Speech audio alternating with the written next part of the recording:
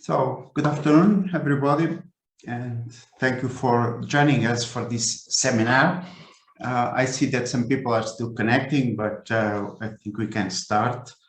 So, since the time of Christmas, we had a break in our sequence of seminars, but now we are restarting. And today we will have a presentation about the challenges and the opportunities of nanoelectronics. So the speaker is Professor Helena Fino, that is from our Electrical and Computer Engineering department. As usual in these sessions, after the presentation, we'll have some time for questions and making comments if you wish. And for this phase, I invited Luis Palma to be the moderator for that session of discussion. So, given this, I would give the floor to Helena. Okay, thank you very much, Professor Camarinha, for the introduction and most of all for the invitation. I will start with my presentation. I will share my screen.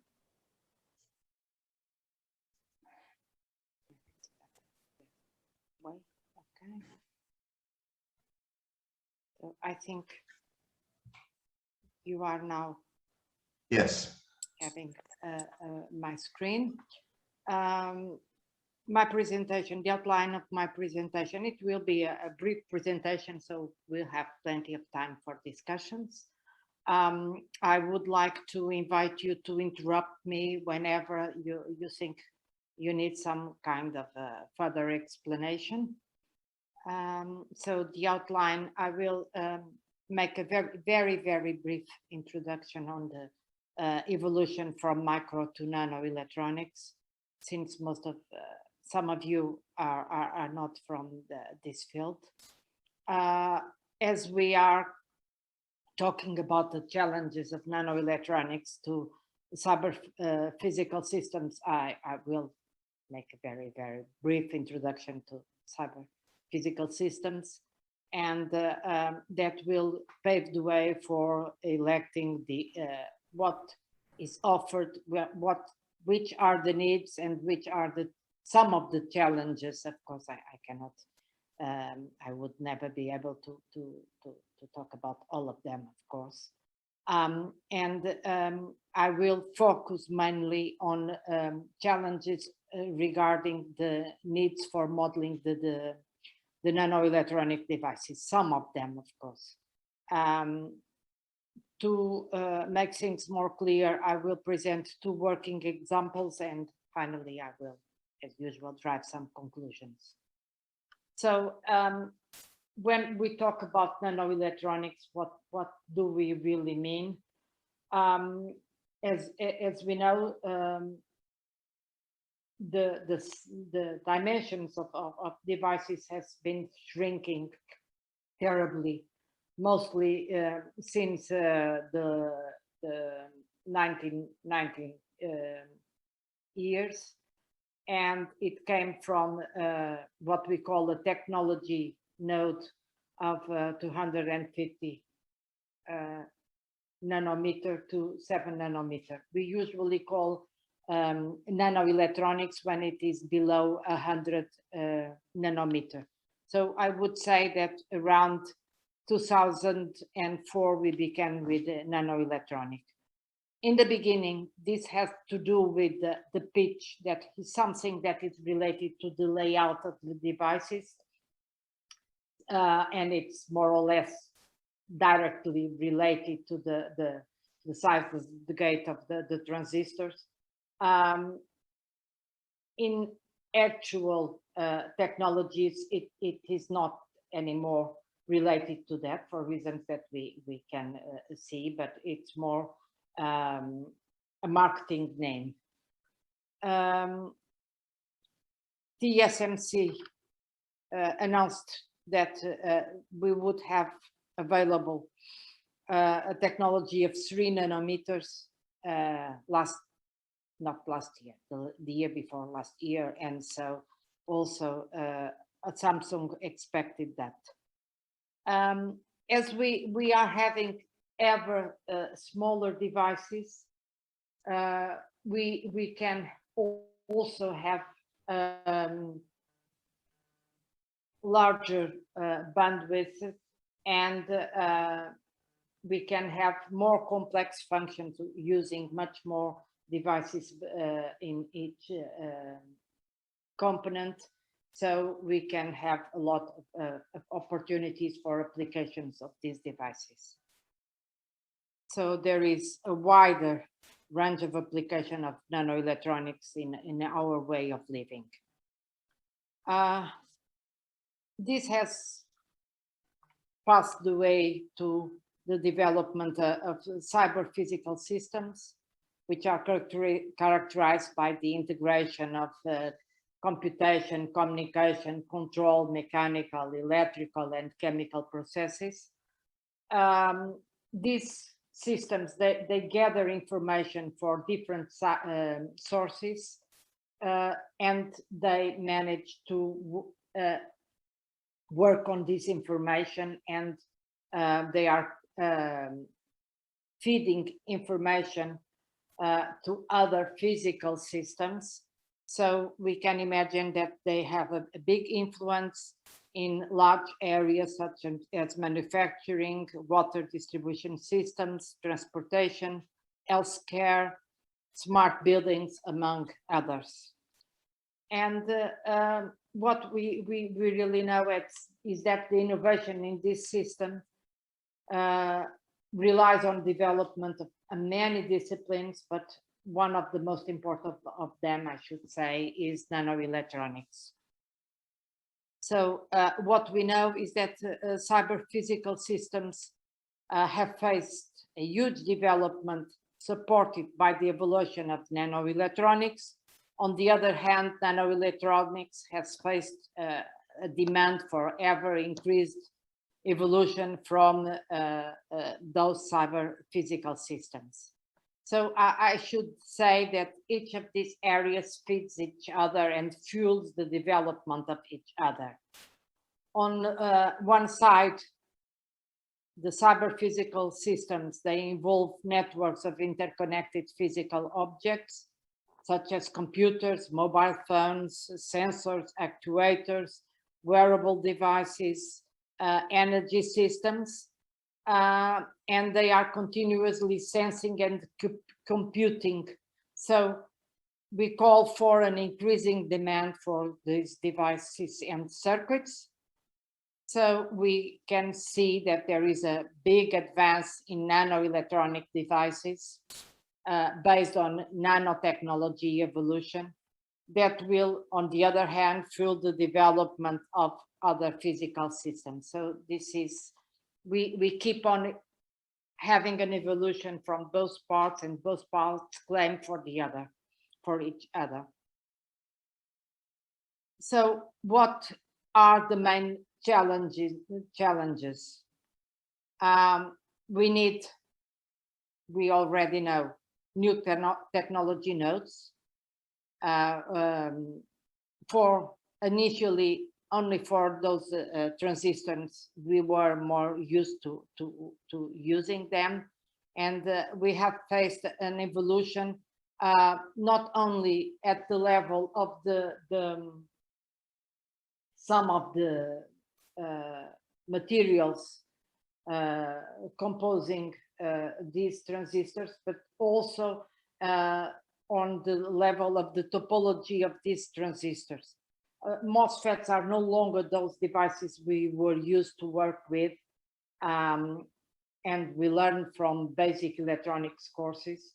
An example is shown here. We had a transistor with a single gate, then we came with double gate transistors. The gate is here in dark blue. Then we were faced with 3-gate FinFET transistors. Actually, it's not 3 gates, but it's the connections that there are 3 connections. Then the smaller nodes Most of them are with a topology that has a gate all around nano FET transistor. Other evolution, we have new approaches for the implementation of these of new transistors. One of the most important ones, and we have been hearing from them for the last years, it's the TFT transistors, thin film transistors. There are several types of thin film transistors, but they are, and I have here indication of where you can find a lot of information of the different kinds of these transistors in different applications areas. The carbon nanotubes also, and 3-5 transistors that are made of different materials. And the evolution of nanoelectronics has gone beyond this concept of transistor. So we have been facing with the birth, let's say, of non-conventional devices, mostly used for memories. And some examples are the memoristors and magnetic tunnel junction devices that are used, are very promising for the implementation of what is usually called the STT memories. So I'm not going any further into details. It's just for paving the way for what I'm talking about. The question is, when we are designing our circuits and our systems, from our point of view, what is made at the level of the technology is not what we care about. What we usually care about is how we can work with these devices. How can we design these devices, having in mind what we usually do with our traditional MOSFETs? So what we really need is to develop models that enable us to work with these new devices without having in mind how they really are implemented. So concerning modeling, there are 3 levels, let's say, of modeling. The first level I called level 1 is the modeling at the technology level, and it's supported by what is usually known as TCAD. This kind of modeling is not what interests most us, people who are designing electronics systems. These kind of models are important for studying and for exploring the possibilities offered by new devices and structures and new materials. At the second level, we have what we usually call compact models. Compact modeling is an area extremely important nowadays. There are several groups dedicated to compact modeling. Compact modeling consists in developing models for devices that are to be integrated into the electrical simulators. For instance, what we now use, mostly Spectre. And these models are extremely important and raise a lot of issues, their implementation, because we have to have in mind that they are to be integrated into a program that solves equations, okay? And solves equations as to support several types of simulations, transient simulations, DC simulations, AC simulations. So this brings a lot of challenges. And some of the challenges, a few very small ones, will be addressed in one of the working examples that I will present. The level 3, it's the one I've been working more with, has to do with models for devices or systems, and are simplified models we can work with. I wouldn't say that we will make calculations by hand, but we can work with them at a much simpler and not so accurate way. So they are used for designers to obtain an approximate characterization of the behavior of the device.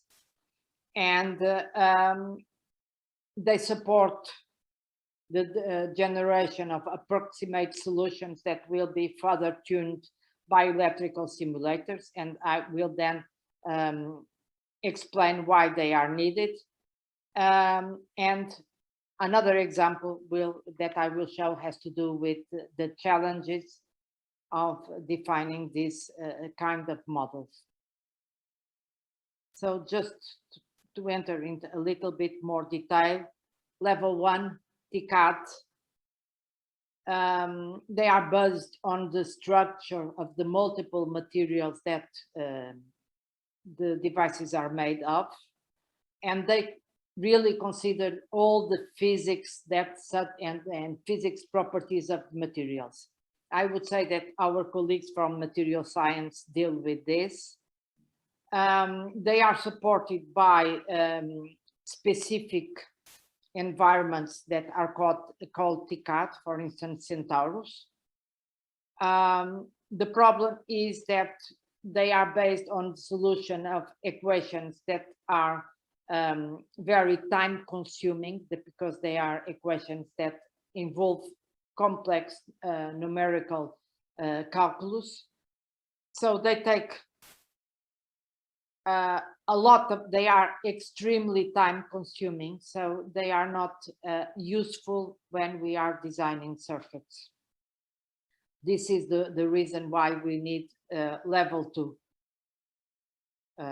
models. The compact models are simplified versions of TCAD models, let's say. They are concise mathematical descriptions of complex behavior of the devices. They are usually developed either in C or in a specific language that is called Verilog. In this case, I put Verilog A. Verilog A is for analog circuits. They usually are offered, and this means sold at a very expensive price, in something that is called a process design kit or a PDK for each technology. They are fast, they are robust, they are accurate, they are flexible, they are fantastic. Okay. What they integrate the current voltage characteristic of the devices, I would say transistors from now on, the capacitance voltage models as well. And this is the core of the model, the IV and the CV analytical expressions, but then we have to take into account non-idealities of the transistors. So there are a lot of other more complex information that is offered with these models. Level 3. Why do we need level 3? Well, we know that we are always trying to have devices which are smaller with a higher bandwidth. So we are always pushing the the use of the technology up to the limits. So when we are designing some circuit, we usually need to have optimization based design methodologies. That is to say, we need to have an optimization environment. Okay, so what happens? We can have two kinds of methodologies. Either we have an optimization that is based on simulation, where the optimization procedure gets the each loop invokes the electrical simulator, or we can have models that are developed in the same environment as the optimization procedures and have the overall process integrated in the same environment. What is the problem with integrating the electrical simulator? The problem is that it's not easy to make to have the electrical simulator integrated into the optimization environment. And furthermore, sometimes it is very much time consuming. So what we usually do is, based on the compact models, we derive more simplified models. We implement them in either MATLAB or Python, and we do the optimization based on the evaluation of these simplified models. Once we get what is expected to be very near the optimum design, then we go to the simulator to have a fine-tuning of what we have. So to start with, I will present a working example which has to do with the development of this level 3, this simplified model for, in this case, a thin transistor, a TFT transistor. Okay, they are widely used. There has been a big effort to accurately modeling these types of transistors. I will consider a very specific kind, a very simple one. In the literature, you can find a lot of work presenting methodologies for the determination of the parameters of each model. First of all, for the determination of the threshold voltage and then the other parameters. But I will try to show you a different methodology we have developed and which has given us pretty good results. The question is not to advertise the results we got, is to give you some feeling, some sensitivity to the problematic of this kind of work. So the benefits of the methodology will be discussed then. So in the case of the TFT model, the current, the drain current is one simple model for these transistors. Very simple model is the one that is presenting in this equation, considering that they are conducting current. And as some of you will remember from electronics, it is very similar to the MOSFET transistors model. It's very similar to the quadratic model at the first impression. But we have slight differences, which has to do with this fact. The mobility of the transistors in this kind of transistors is also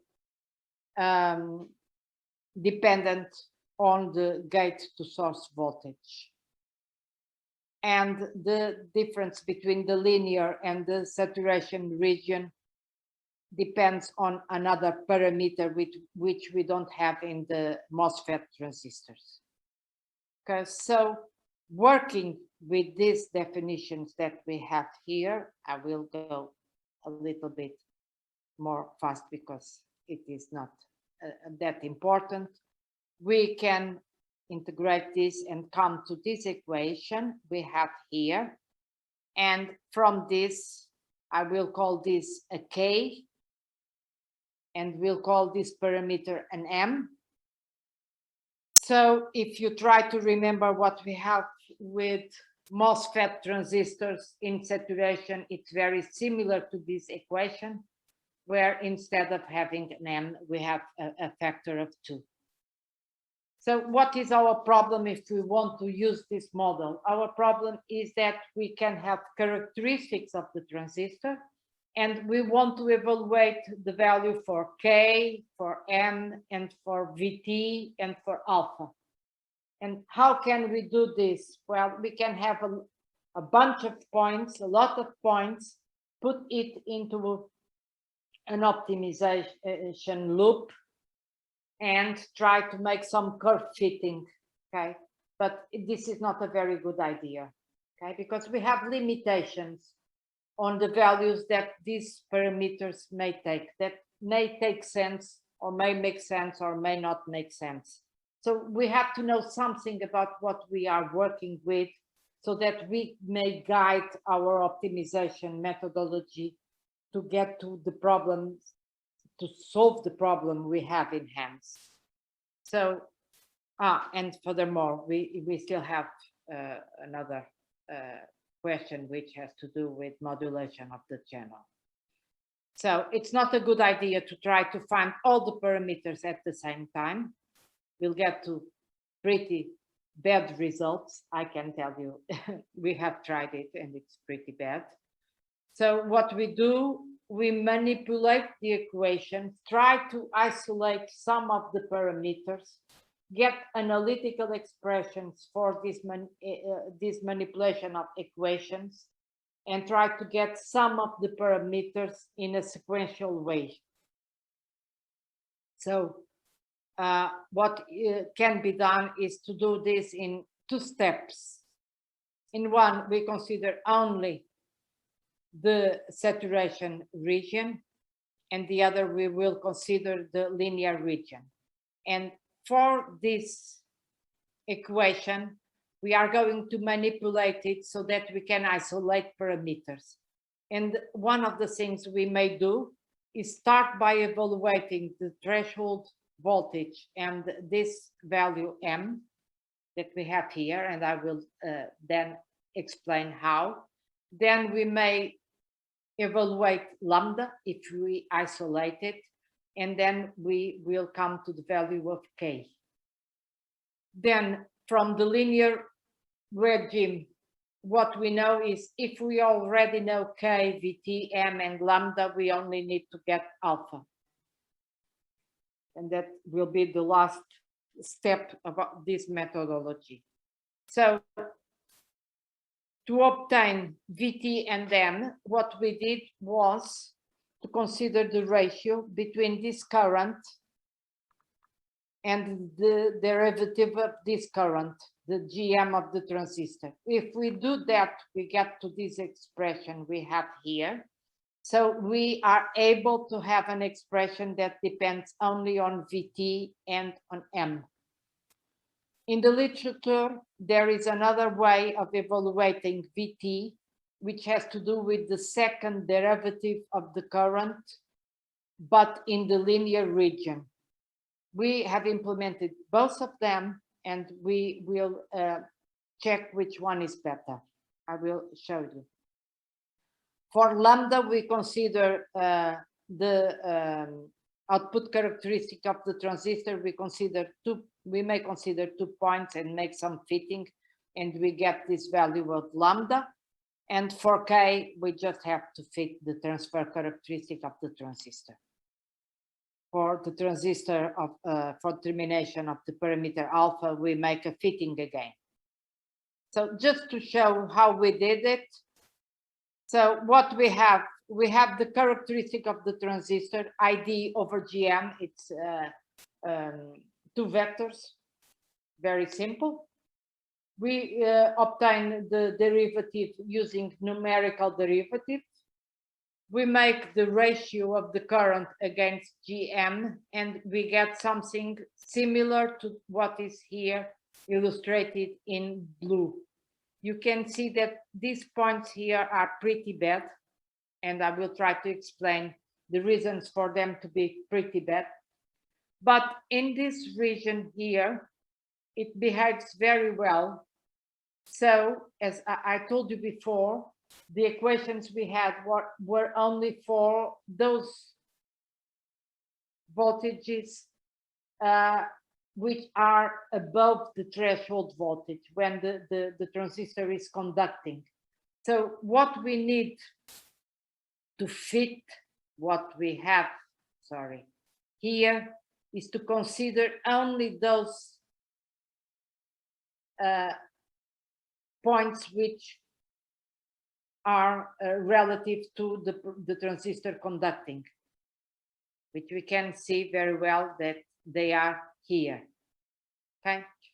In this region here, why do we have such a dispersion of points? For 2 reasons. One reason is that what we were working with were really measures made with real transistors that were implemented in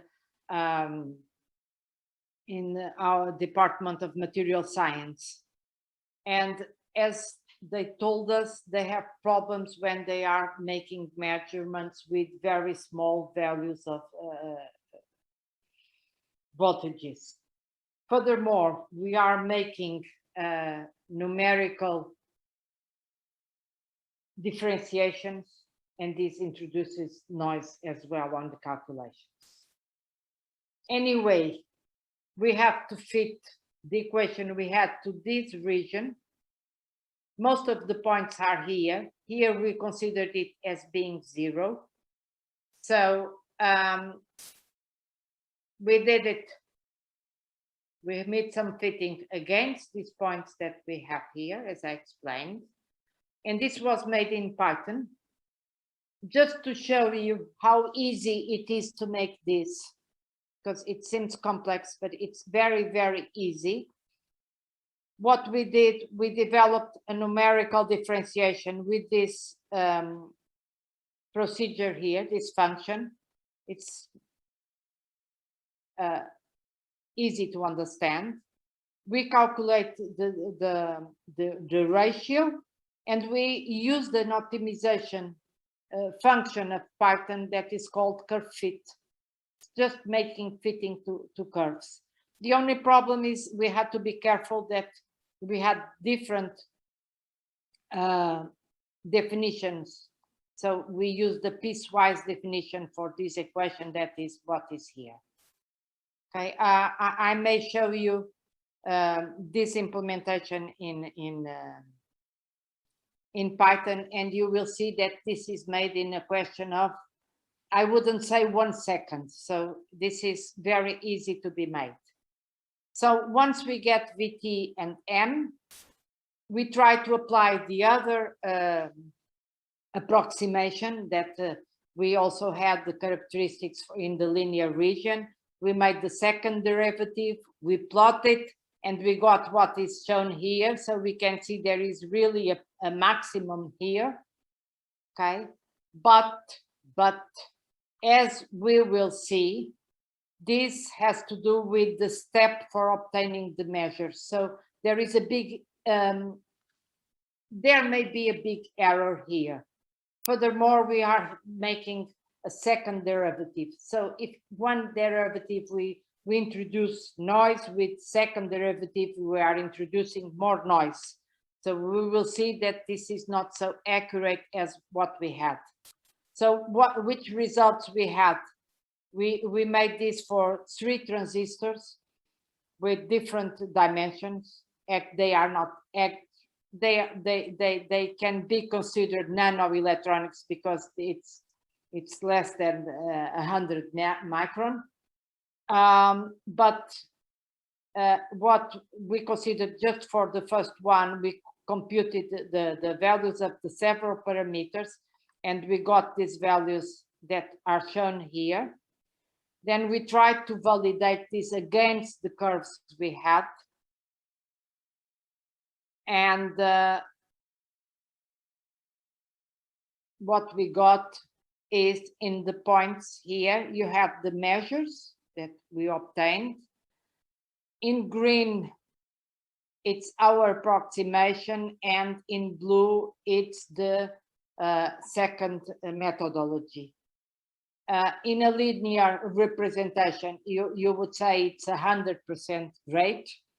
It's not, because it's a problem of scale. So we also obtained in a logarithmic scale where we can see that for pretty good, it is pretty good for high voltages, high values of the VGS voltage, but for smaller values, it's not so good. Okay. And we can see that our approximation is better than the other. But anyway, what we did, we can say is that we can get also the errors, the relative errors, and here we can see that relative errors with our approximation is much better than the other approximation as we were expecting.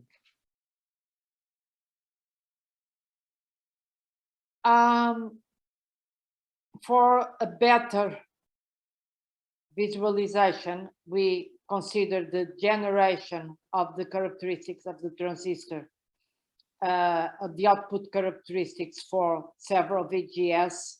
And as you can see, it's not 100% perfect, but it's a pretty good approximation. So we can really work with this model, with these values. It's workable, and it can be integrated into an optimization loop for dealing with this kind of transistors.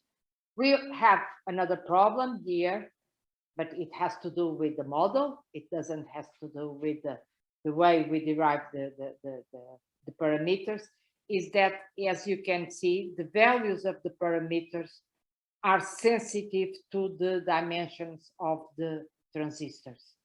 But this is a problem with the model. Maybe we could also try to fit and find some function that would enable us to model the variation of the parameters with the sizes of the transistors. But this would be another work. Just to show you how simple it is, I will try to show you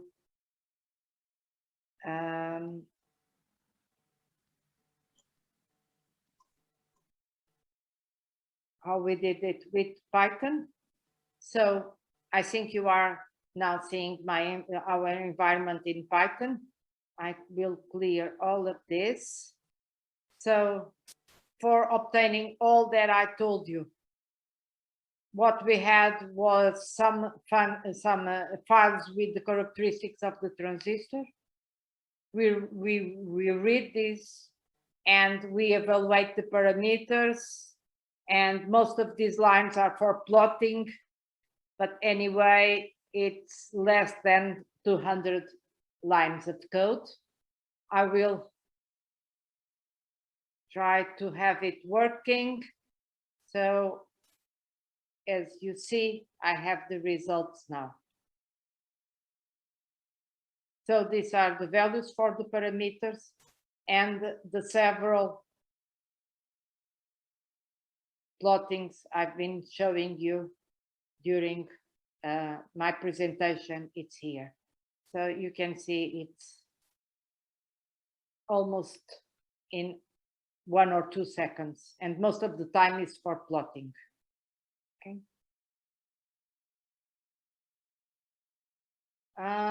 The other example I would like to show you has to do with the modelization of a known ideal a non-conventional device. And the one I've shown you, I will show you, I've chosen to show you is a memristor. Memristor is a concept that was introduced by Leon Schua in 1971, but up to 2008 to 28, there wasn't much attention paid to it because we didn't have a technology to implement it. Since 28, it has been implemented in several ways. It has raised a lot of interest from the community. It is used for implementing memories, among other applications.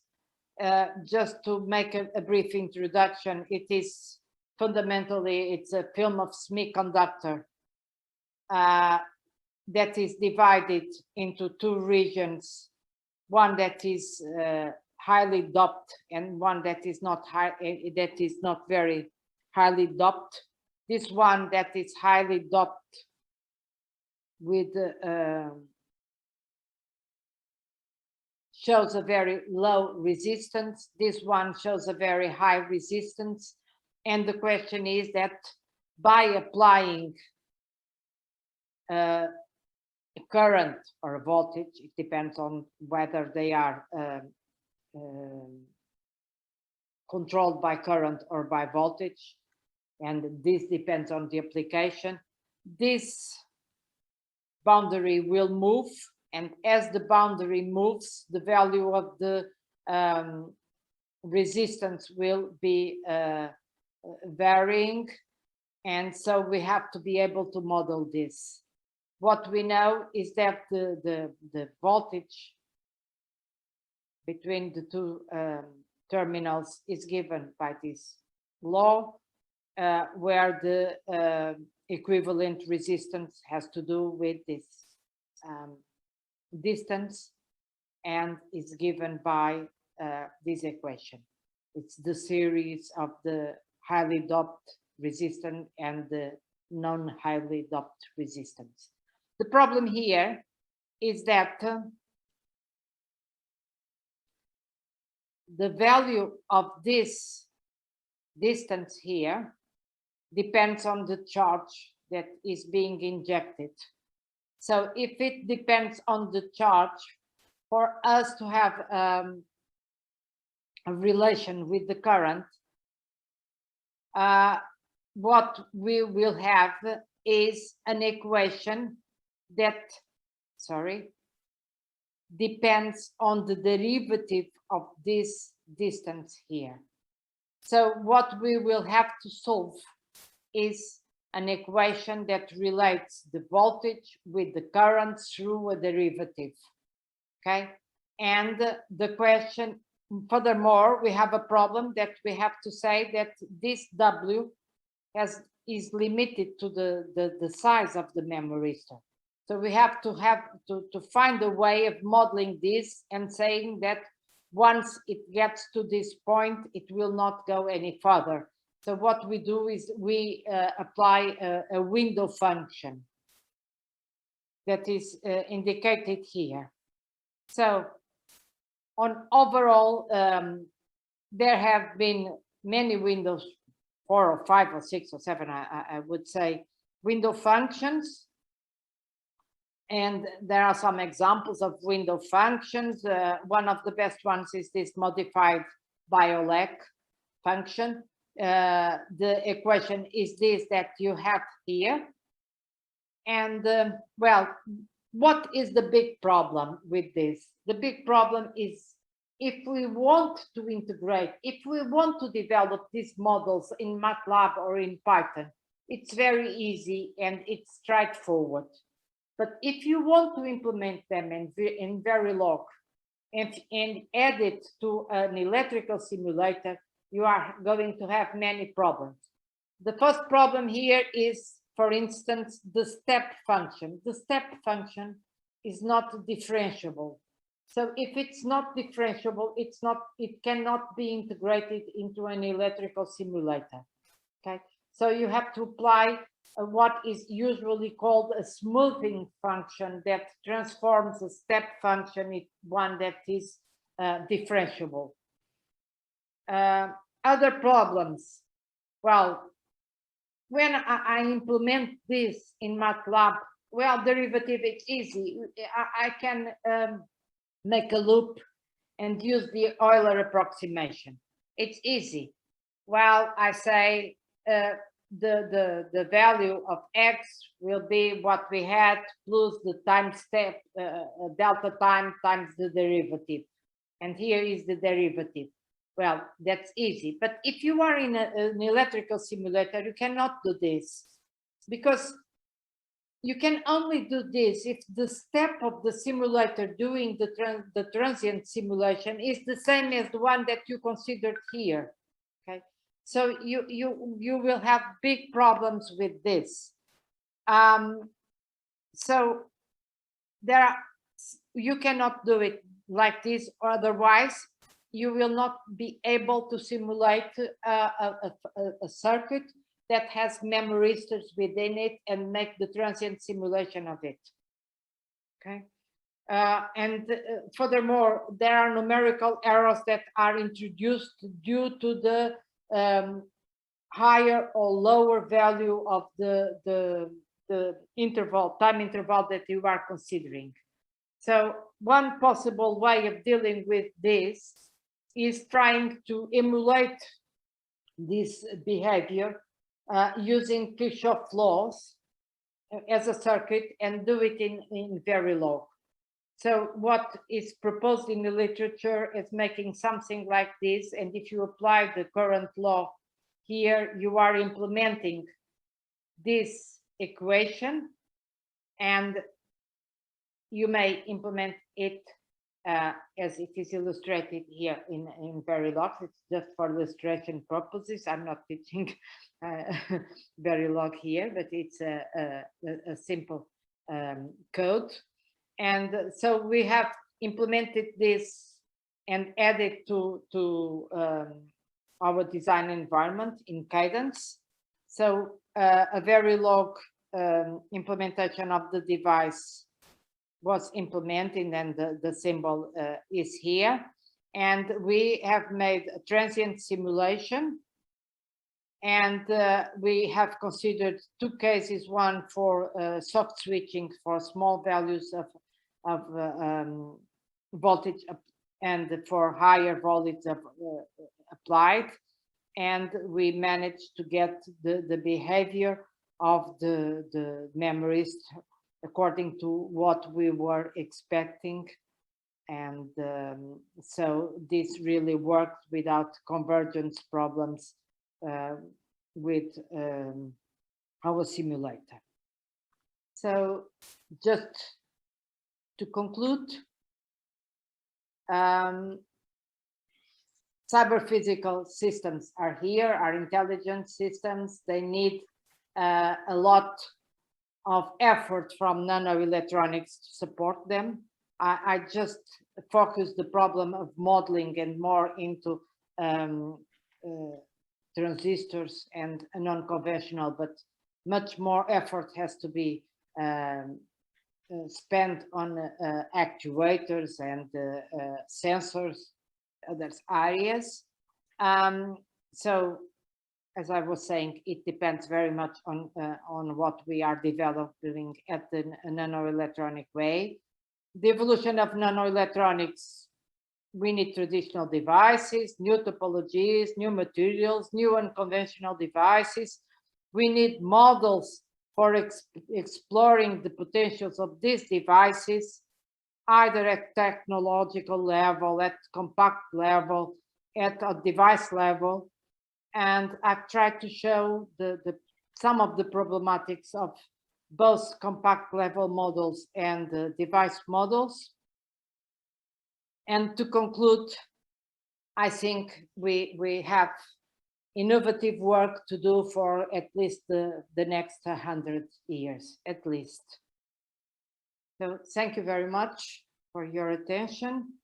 I'm here if you need you want to pose any questions. I'm very happy if you would offer me some suggestions and offer me some challenges. So this concludes my talk. Okay. So thank you, Helena. So I was invited by Professor Camarinha to be the moderator. So now we have time for questions. Please, I give the floor to the audience.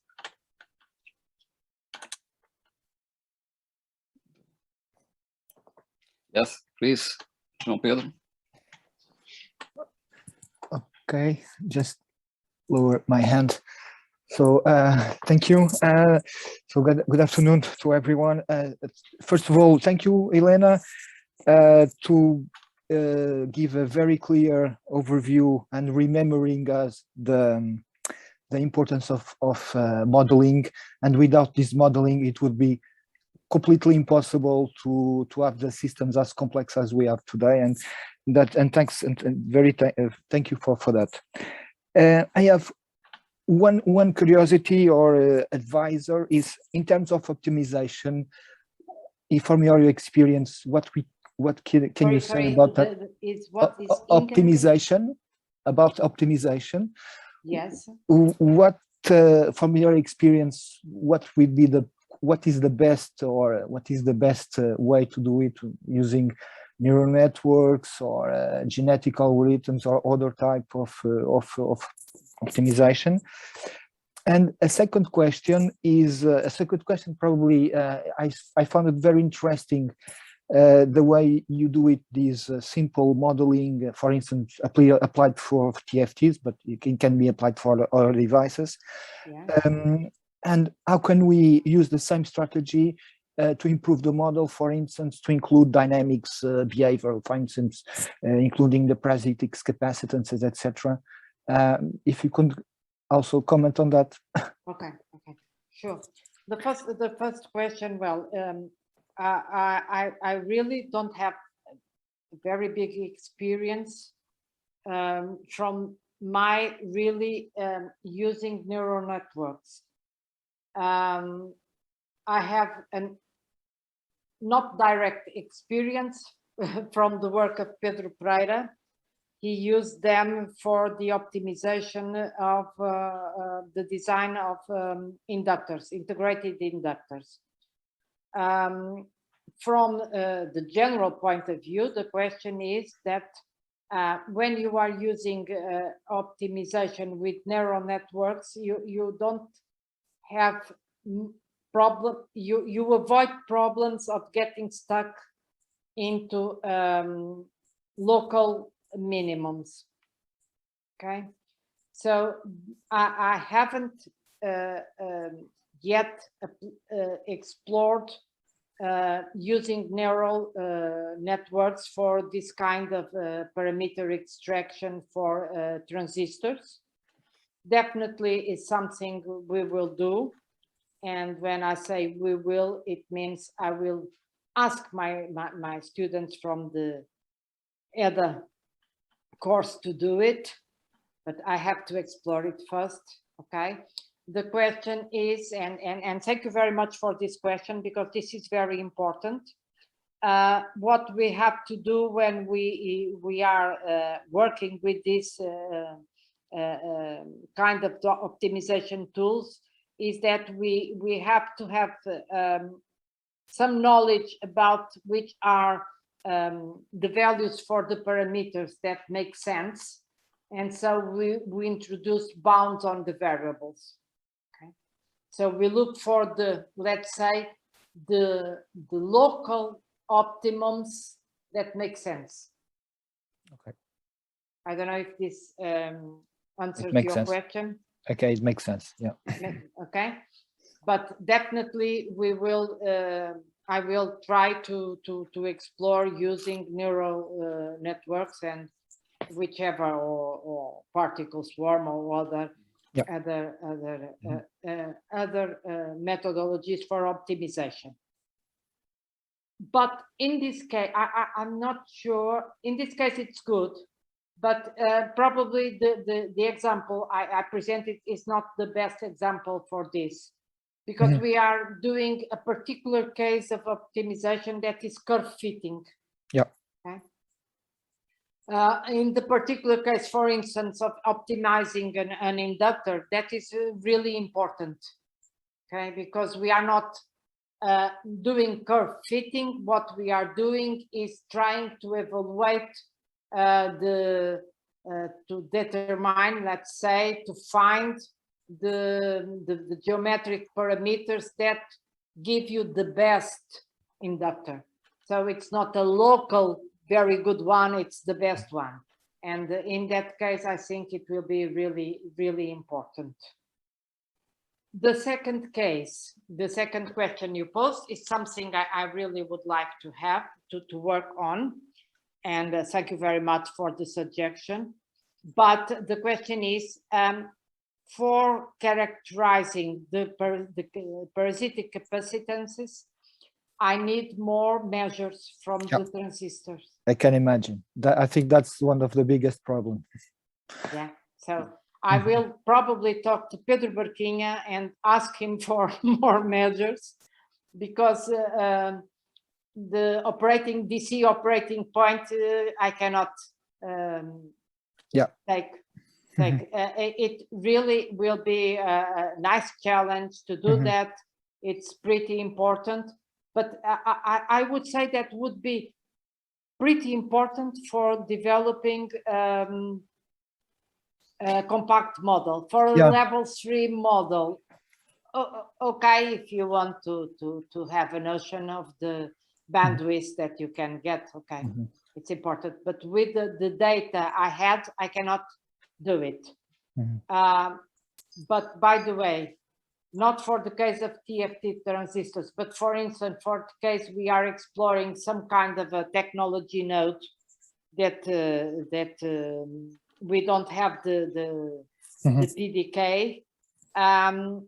We can always get to available pseudo models and work with them for extracting parameters for more level 3 models. I can imagine also that as happened with CMOS technology, when shrinking the device, the device size of the TFT, also probably new effects like short channel effects will be will appear, will come up, and then the model will be a little bit more difficult.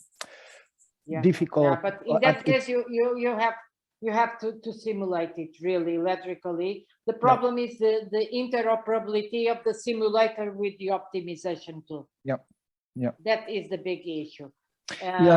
You probably know, in 5 or 6 years ago, we had an optimizer inside the cadence. We no longer have it. So we have a problem of interoperability. By the way, it was a lousy optimizer. So probably that's why they don't. Yeah, and it's really important to have these different levels of model levels, because as the systems go to very, very complex systems, we cannot do simulation everything at electrical level. So we need to mix all of these simulations with high level models simulated with electrical level, because the systems are so complex that it's almost impossible. It's impossible, and it's very important. It is a very important issue. And it's strange, but probably we can think at what is the relation with CPS, but it's really to have this system, this CPS, to be effectively optimized as a whole. We need all of these levels to be models to be addressed, and I think it was very clear from your talk. And thank you. Thank you very much, Pedro. João Pedro. Thank you very much. Yes, so I also would like to say that it was a very interesting presentation, because here we at the nanoscale we have a lot of problems because we are near the solid state physics, so we need also to have sometimes take into account some problems. Okay. Yeah, that's the issue that is addressed with TCAD, precisely. Yes. I have also some questions, but others, I also ask the audience if there are also some more questions, please. Okay, yes, please. Thank you, Helena, for your presentation. It was very technical for me, but as a person that's following technology assessment impact, I would like to ask you as an expert, you think what is the worst and the best societal impact of nanoelectronics from your perspective? Oh, I think it's great. You know, but what I do really think is that, of course, it brings many challenges on the implementation point of view, okay? But it gives us a huge area for exploring new things. So if it's not so easy, it's not, I wouldn't say it's not a problem, it's a challenge. And the question is that we have to be aware of the challenges that we have to face. But on overall, it's great that we can explore new things and have the possibility to address new social problems and solve them with what nanoelectronics is offering us. So I think the question is, we have to be aware that nothing comes for free, but we really, I would say, we really have to invest on modeling. Yes. Okay. Thank you. Thank you. Thank you. Okay, yes. Thank you. So please, Professor Camarinha. Okay. Helena, as you know, I'm also totally ignorant about this field. So, but I have one question that is more from the point of view of user or consumer. So as these systems become smaller and smaller, and then you can have more complex systems. So my question is, what about the physical robustness of these systems? Do they last long, or are they more fragile than older technology? How do you see the evolution of this? No, the question is more fragile. I wouldn't say they are. That's what happens is that there is a higher variability between identical devices at the device level. Robustness, I don't think that is a question. Yes. I wouldn't say so. So they are nano technology has a perfect notion that it wouldn't be acceptable. Of course, there are problems, other problems which I haven't faced because I was focusing on modeling, such as power consuming. Right? That may be a issue. And I don't know if João Pedro is still here, but you will probably help me with this. Yeah, I think, in fact, I think in terms of, in fact, if we think the basis is silicon, so basically we have the same material. So basically when we are shrinking the technology, what we are doing is using masks and lithography more and more precise. In terms of power, it's really dependent on the application, because in fact we are using several supply voltages and low power techniques. So of course that if we put more things in the same area, because we have more things, and of course in that case we need we can when designing a system we need to take care about how to manage all of these circuits to be power on and power off. There is a management, a very important management on there. But I think it's not so bad as we can think in the first place. Okay. So yes, I have a question is related to the question formulated by Professor Camarinha. Is like Helena, you talk about typically the problems of noise and in terms of signal to noise ratio. Do you think in this nanoscale you have more problems or a decrease in the signal to noise ratio faced to other not so small technology? So you talk about the variance or the variability of some parameters. So the signal to noise ratio will be. I would say from one transistor to the neighbor. Okay, that's the case. The signal to noise ratio. Yeah. I would say that is a problem that may arise due to the fact that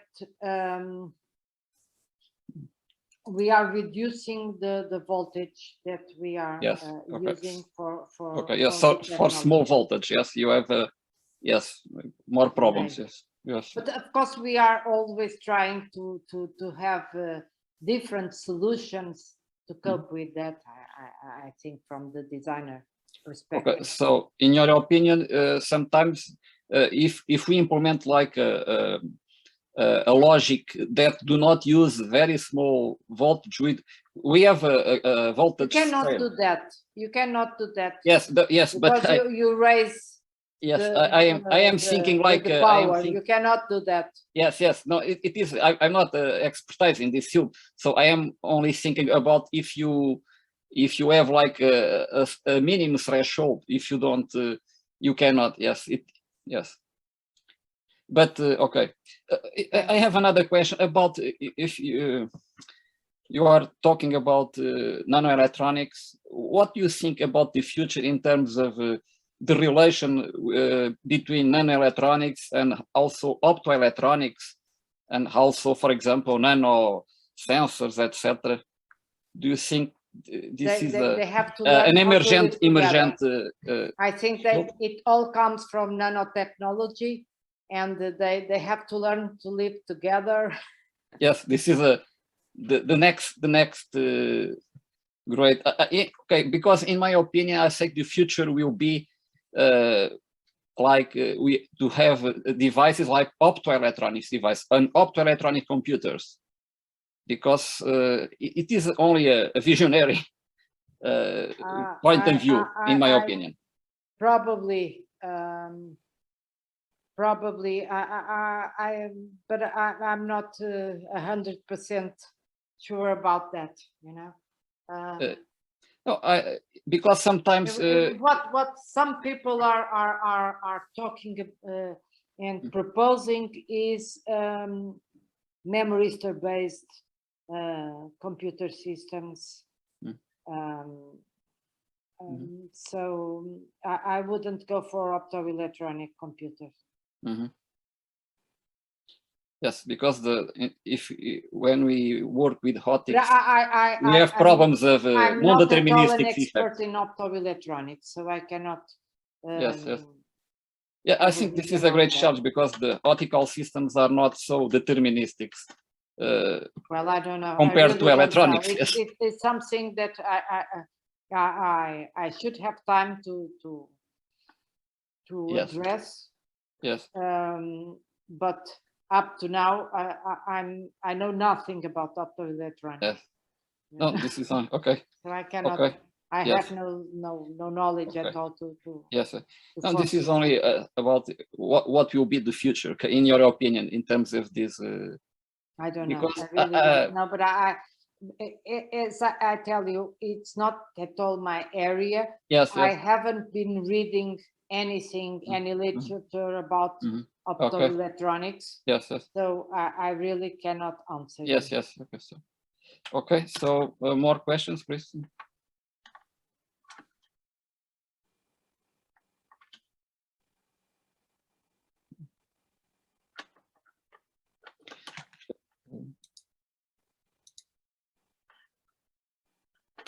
Okay, yes, I have also a question.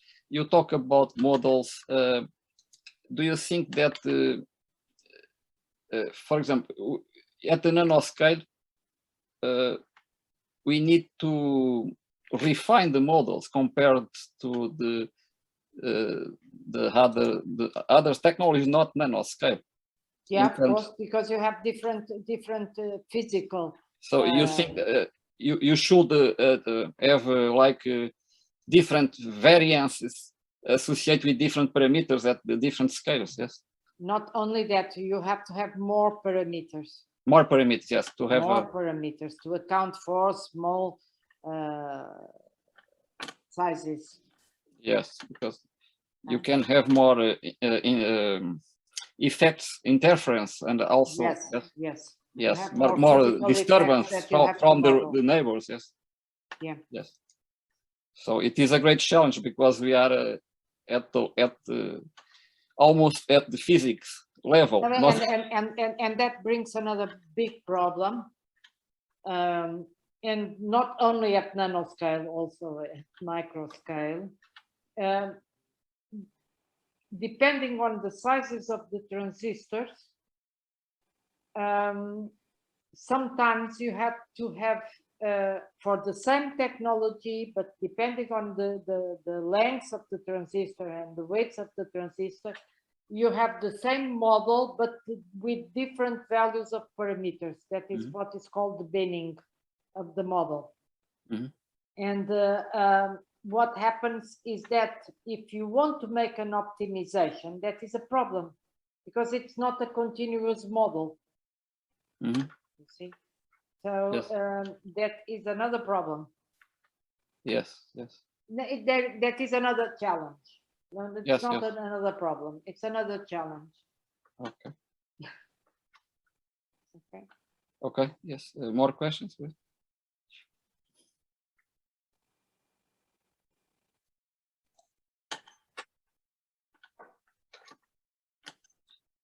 Okay. So, if we don't have more questions, I will give the floor to Professor Camarinha, and also thank you again, Helena, for your very nice presentation and for your challenge. You all for your and these nanotechnologies and nano electronics, I think, in my opinions, are a great challenge to us also, not only in terms of electronics, but for example, in my hair, in terms of sensors, nano sensors and nano control, I think this will be also a challenge for the future. But also for sensors, you need models. Yes, yes, yes. Yes, the models. I work a lot with models, but the perfect model does not exist. We only work with the suboptimal models. Yes. Of course. I'm also trying to find a model for myself. I don't want to find one for myself because I want to change, you know. So it would have the model that keeps on changing. Yes. And when I say change, it's not getting old. Okay. So with that my model, I am already. I can send my simulation. Yeah. Okay.